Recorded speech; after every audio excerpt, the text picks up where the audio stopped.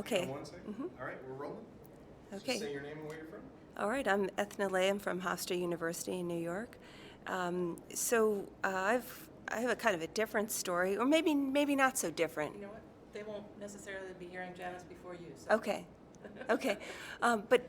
Actually, I wonder how many people come to composition studies the way that I came to it. You know, I came through English studies. Okay. So I was originally trained as a medievalist, and I was trained to talk about text, to write about texts. And in some ways, composition studies is still writing about writing, except that you're writing about the way that your students are writing, and so there's not the static quality to the text that you're examining. There's a much more movable task in front of you. When I think about what informs my research, it has to be, I guess, this moment, this digital age that we're living in, because I find that my students come prepared to make meaning in vehicles that I never knew existed. And so if I'm listening closely to what they're doing, one of my colleagues actually gave me some really good advice. She told me to think of every classroom experience as a laboratory for my own work, for my own projects, and that's actually what's happened to me, because as a literary critic, you don't actually think about your students' work very much, but as a composition scholar, that's all you think about, is what they've done, what are they doing, what might they do if you change the things that you have laid out for them. The research that's most interesting to me is very interactive, and I don't know, can you help me with a question? But where should I go? I don't know. Well, let me talk a little bit about, you said you were trained in literature, and you talked a little bit about critical research.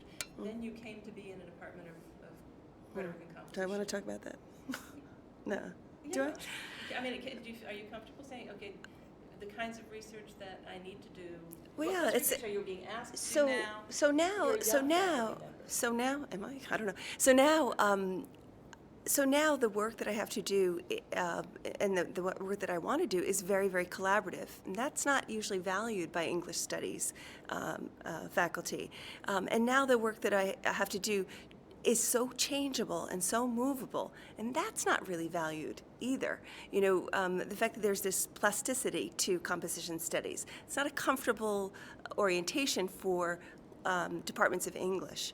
And so for me, technology has a huge play, because things are changing so rapidly.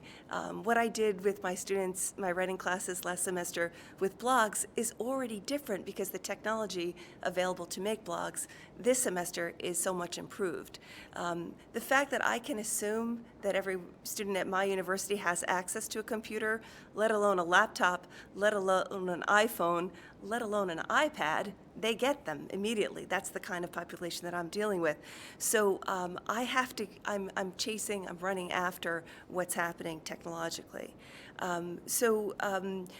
The research I think that impacts me the most are work by people like Anne Wysocki or J. David Bolter, Alexander Reed, Madeline Sarapur, people who are working on visual arguments and thinking about the ethics of writing in a digital age. We used to call influence plagiarism. Now we call it collaboration, right? So there are a lot of changes in the way that I see my work. Is what you do, what kinds of research, are you doing research right now? Yes, Okay. yeah. So talk a little bit about the research that you're being led to do. What happened to me was about 5 years ago, I started handing out flip cameras to my class and said, go ahead, make an argument. Tell me, you know, you've read these folklorist work, you've read some fairy tales. Do you think American fairy tales are still viable, or is the same thing happening that Jack Zipes said was happening? And the students prepared film responses. And one pair of students prepared something that was so good, but it wasn't written down. So I didn't know how to assess that. I didn't know if this was a real artifact for a composition class. What is composing anyway, right? That's the big question in my research. What is a composition? What makes for a composition? So I said to them, okay, this is great, but what you need to do now is tell me what you did, get that writing about writing going on.